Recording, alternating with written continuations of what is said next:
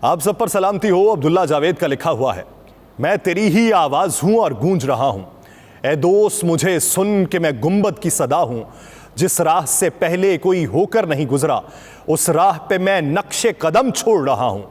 मैं अपने उसूलों का गिरा बार उठाए हर वक्त हवाओं के मुखालिफ ही चला हूँ। हर असर की तख्लीक में कुछ हाथ है मेरा, मैं वक्त के जिंदा में भी आज़ाद रहा हूँ। नाज़रीन, मैं हूँ यासिर रशीद और आप मेरा व्लॉग देख रहे हैं।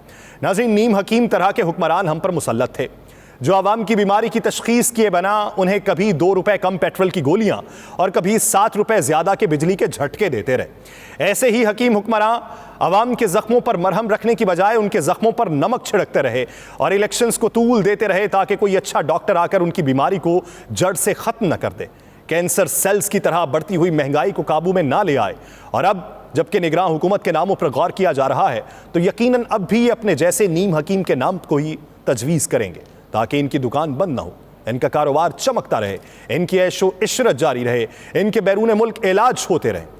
नाज़रीन, पाकिस्तान की मौजूदा सियासत यह है कि पाकिस्तान पीपल्स पार्टी जो है वो बड़े घर से नाला हो चुकी है। वाज़े तौर पर पैगाम ये दिया जा चुका है कि वादे आपने हमसे किए थे और आप डोली किसी और की इस वक्त घर से निकालने लगे हैं। हमने घोड़ी तैयार कर रखी थी और घोड़ी किसी और के दरवाजे पे इस वक्त रुकी बैठी है। काका जी हमारे आगे आना चाहते थे लेकिन आपने हमारे ऊपर स्टॉप लगा दिया है। हम करेंगे तो क्या करेंगे। इसी वजह से ये तज़किरे अब होना शुरू हो चुके हैं और तज़किरे सिर्फ पाकिस्तान पीपल्स पार्टी नहीं करना चाहती, पाकिस्तान मुस्लिम लीग नून भी करना चाहती है। इसी सियासत पर तज़किरा तो मैं तफसीलन करूंगा, लेकिन पहले साइफर के मामले पे बात कर लेते हैं।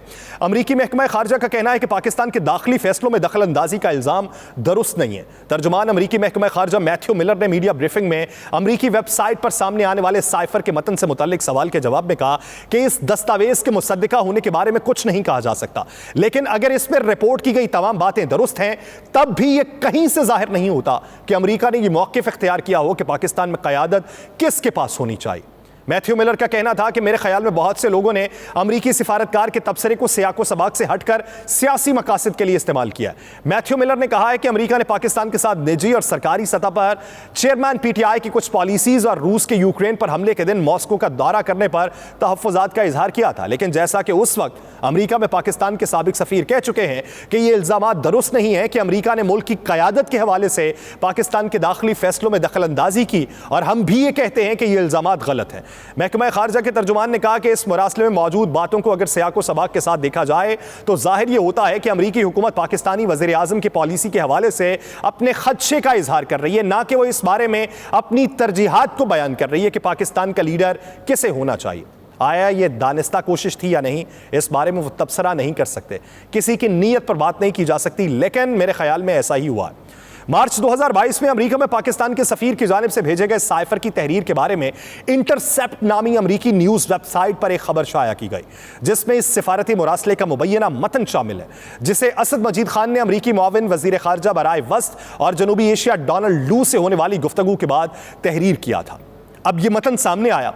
मैं कल के व्लॉग में ये बात कर चुका हूं कि अगर ये फैब्रिकेटेड है, अगर ये तमाम चीज़ों पर मुहित है जो पाकिस्तान के खिलाफ प्रोपेगेंडे के ज़ुमरे में आता है, तो हर उस शख्स का कलाम कमा किया जाना चाहिए और हर उस तागूती कुव्वत का मुकाबला करना चाहिए जिसने पाकिस्तान के खिलाफ ये प्रोपेगेंडा किया। लेकिन अगर इसमें हकायक हैं तो फिर जांच पड़ताल तो होनी चाहिए। शहबाज शरीफ साहब कहते हैं कि साबिक chief of army staff general Qamar Javed Bajwa और दीगर आला हुकाम ने भी तस्दीक की थी कि पाकिस्तान के खिलाफ कोई गैर मुल्की साजिश नहीं हुई। शहबाज शरीफ ने कहा कि अगर खुदा न खास्ता यह हुकूमत अमरीकी साजिश से बनी होती तो यह हमारे लिए शर्मनाक लम्हा होता। उनका कहना है कि अमरीकी वेबसाइट पर शाया साइफर का मवाद सच है तो ये एक बहुत बड़ा जुर्म है, लेकिन उन्होंने ये नहीं बताया कि ये जुर्म किसने सरजद किया।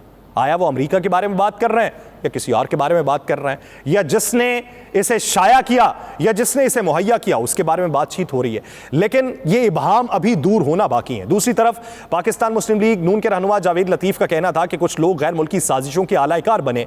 गैर मुल्की साजिशों का आलाकार बनने वालों में चेयरमैन पीटीआई सर फहरिस्त हैं। उन्होंने पाकिस्तान की खैर खाही भी नज़रअंदाज कर दी। उन्होंने कहा कि नून लीग ने जमहूरियत के इस्तेहकाम के लिए वोट को इज्जत दो का नारा लगाया।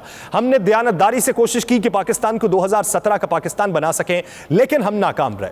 उनका मजीद कहना था कि इंतखाबात में जिसका सीवी बेहतर होगा अवाम उसी को मुंतखब करेंगे, लेकिन जाते जाते बड़े काम डाल दिए गए। पीडीएम की जाती हुकूमत ने अपनी मियाद मुकम्मल होने से पहले इक्तसादियात और मालियात से मुतल्लिक वजारतों और उनसे वाबस्ता महकमों में कई कलीदी ओहदों पर तकर्रियां कर दी हैं, जिनमें deputy governor state bank Salimullah का इंतखाब हुआ है। वजारत खजाना ने इस मनसब के लिए वफाकी काबीना को 3 नाम दिए थे, जिसमें सलीमुल्लाह की मंजूरी दी गई। इसके अलावा नेशनल बैंक, SECP और CCP के सरबराह भी मुकर्रर कर दिए गए। डायरेक्टर जनरल डेट ऑफिस के तौर पर साबिक ब्यूरोक्रेट मोहसिन चांदना का तकर्रुर कर दिया गया और रहमत अली हसनी को नेशनल बैंक का सदर बना दिया गया। हुकूमत ने मुसाबकती कमीशन में 4 नए अरकान डॉक्टर कबीर अहमद, सलमान अमीन, अब्दुल रशीद शेख और सईद अहमद नवाज को गुज़श्ता माह तयनातियां की, जबकि कबीर अहमद सिद्धू CCP के चेयरमैन बनाए गए। इत्तेहादी हुकूमत ने जाने से पहले सुई सदन का नया बोर्ड तश्कील देने की मंजूरी दे दी, जिसके तहत doctor Shamshad Akhtar SSGC board के चेयरपर्सन होंगी और उसकी वफाकी काबीना से सर्कुलेशन समरी मंजूरी ली गई है। सुई सदन बोर्ड अरकान में खालिद रहमान, मोहम्मद अकरम, उमर जफरुल्लाह साहिबजादा, रफात रऊफ अली, ताहा अहमद खान और रिजवानुल्लाह खान भी शामिल हैं। SSGCL का नया बोर्ड 3 साल के लिए होगा। मारूफ दानिश्वर और कालिम निगार खुर्शीद अहमद नदीम को रहमतुल्लिल आलमीन अथॉरिटी का चेयरमैन बना दिया गया। उनकी तकर्री का नोटिफिकेशन भी जारी कर दिया गया। वफाकी हुकूमत ने नईमुद्दीन खान को chairman board of directors Zarai Taraqiati Bank मुकर्रर करने की मंजूरी दे दी। उनकी तकर्री 3 साल के लिए की गई है। काबीना की मंजूरी के बाद फाइनेंस डिवीजन ने उनकी तकर्री का नोटिफिकेशन भी जारी कर दिया है। वफाकी हुकूमत ने चेयरमैन नेपरा के लिए वसीम मुख्तार के नाम की मंजूरी दे दी है। हुकूमत ने ताहिर याकूब भट्टी को ज़रई तरक्याती बैंक लिमिटेड का सदर बना दिया। वजारत खजाना के जारी नोटिफिकेशन के मुताबिक ताहिर याकूब भट्टी को आइंदा 3 बरस के लिए सदर CEO मुकर्रर किया गया। उनकी clearance state bank of Pakistan ने दी है। यह पाकिस्तान का मौजूदा मंजरनामा है। उधर ब्यूरोक्रेसी में भी बड़े पैमाने के ऊपर तब्दीलियां की जा रही हैं। SHOs के तबादले किए जा रहे हैं, RPOs तब्दील किए जा रहे हैं, DPOs को तब्दील किया जा रहा है। यह किस मंजरनामे के तहत किया जा रहा है? उधर इलेक्शन कमीशन ने नई मर्दमशुमारी से पैदा सूरत हाल पर 2 इजलास बुला लिए, जो कि बेनतीजा रहे। इलेक्शन कमीशन नई मर्दमशुमारी के तहत इंतखाबात कराने पर तजब्जुब का शिकार है। इलेक्शन कमीशन को लीगल टीम ने आर्टिकल 51(5) के तहत नई हल्का बंदियों के तकाजे से आगाह किया। लीगल टीम की जानिब से राय दी गई कि असेंबलियां तहलील होने का इंतजार किया जाए। और जरा ये भी बताते हैं कि इलेक्शन कमीशन ये भी देखना चाहता है कि सदर इंतखाबात की तारीख का ऐलान करेंगे या नहीं। उस सदर के पास इख्तियार नहीं है, वो कौन सी तारीख का ऐलान कर देंगे? सदर से तो इख्तियार वापस ले लिया गया। सदर तो बैठे हुए हैं सुमन बुकमन, उनके पास जो चीज जाएगी साइन करके दे देंगे। वो तो बेजरफ से इस वक्त आदमी हो चुके हैं, उन तक जो अहकामात पहुंचेंगे उस पर अमल दरामद हो जाएगा। सदर अपनी तरफ से तो तारीख का ऐलान नहीं करने वाले और यह तारीख का ऐलान इलेक्शन कमीशन ने करना है। लेकिन इस मौजूदा मंजरनामे में जहां बड़े पैमाने पर तब्दीलियां हो रही हैं, खदशात इनको यह है कि इलेक्शन इल्तवा का शिकार हो जाएंगे। ये इनको खदशा नहीं है, ये चाहते हैं कि इलेक्शन इल्तवा का शिकार हो, लेकिन इलेक्शन के इल्तवा का शिकार होने में इन्हें अपनी सियासत भी जाती हुई दिखाई देती है। अगर ये नहीं चाहते तो फिर ये बताइए कि IMF के साथ किसने डील की है और IMF को इतमाद में किसने लिया है कि इलेक्शन अगर इल्तवा का शिकार होते हैं तो आप निगरान हुकूमत के साथ सारी डील कर सकते हैं और निगरान हुकूमत के साथ ही $3 अरब का जो स्टैंड बाय अरेंजमेंट है वो आप पूरा कर लेंगे और मार्च या मई 2024 में जाके इलेक्शन होंगे। ये किसने बात की? अगर तो आप ये चाहते हैं कि इलेक्शन मुकर्रर मुद्दत के अंदर हो तो बताइए कि फिर IMF को इतमाद में लेना जरूरी नहीं था। और अगर आप समझते हैं कि इलेक्शन इल्तवा का शिकार हो सकते हैं तो आवाम को यह बता दिए किसकी मंशा के तहत होंगे। आइन की मंशा तो नहीं है। आर्टिकल 254 का नफाज भी इस मौजूदा सूरत हाल की तनाजुर में नहीं होता।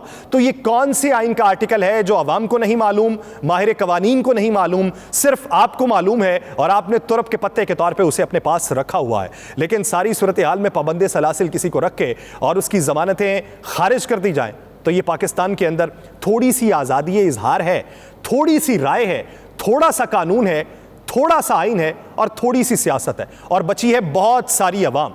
किस हद तक इसे बांटा जाएगा ये वक्त बताएगा। मुझे दीजिए इजाज़त। अल्लाह ने की बात।